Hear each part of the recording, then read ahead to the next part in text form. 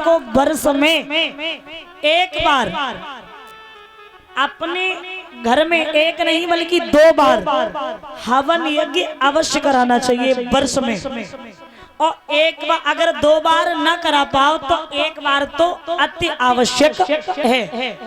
और उस हवन यज्ञ में माफ करना, ये भी संत नहीं कहते हैं कि आप हेतु रिश्तेदार सब लोगों को बुलाओ, ऐसा नहीं है। लेकिन किसी को मत बुलाओ। ये 3 लोग हैं, इन्हें बुलाना मत भूलो। कौन कौन? एक संत को, गुरु को और कुछ कन्याएं और एक और मान पक्ष के लोग। इन लोगों को बुलाना मत भूलो।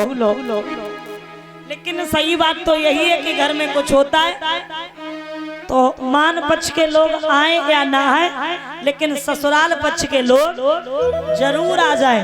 मान पक्ष के लोग देखते रहेंगे, 10 रुपए भी नहीं दिए जाएंगे। और अगर सारी ने कही जीजा 5000 को ही सूट ले भाई हो तो जीजा 5000 को सूट तो छोड़ो, जीजा सीधे भैंसिया भेजी कुंडली बनवाई दी कि जाओ सारी भैंसिया नहीं आए परे तो बखारी में चाचे बोरी गलाई दी।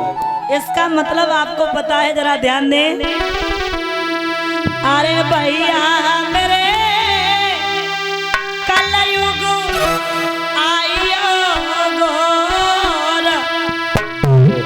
धर्म धरनी में समाइयो रे।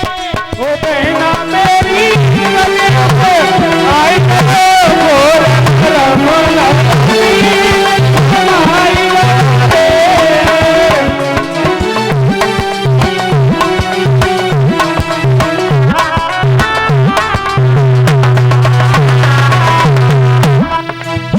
सुनो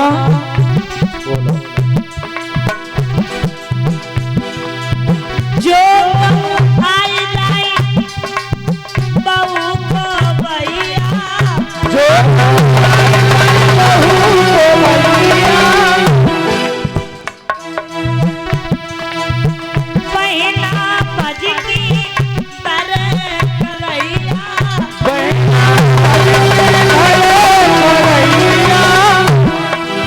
अवनीश भैया बोलो बहना भैया मेरे मोहन जठानी द्वार, पानी को कोई ना पूछैया रे। बहना मेरी द्वार पानी को कोई न पूछैया।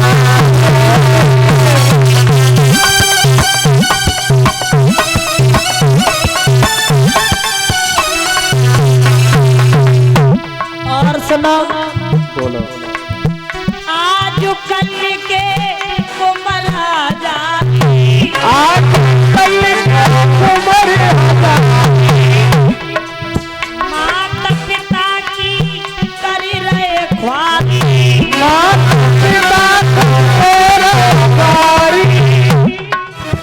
आजकल के नौजवान भाइयों की शादी होने के बाद हालत उनकी ये है, ससुराल में गए तो सास पे मॉम और ससुर से डैड।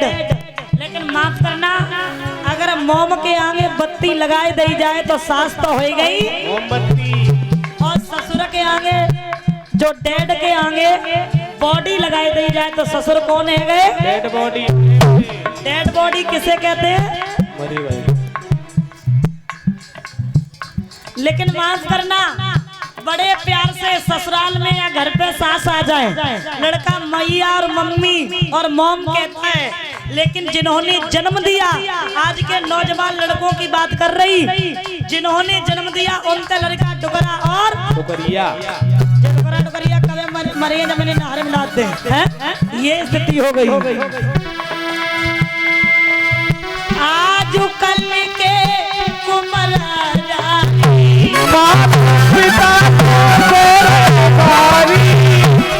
शीलू भैया, भैया मेरे जो आए जाए सास तो मम्मी के बुला, बहना मेरी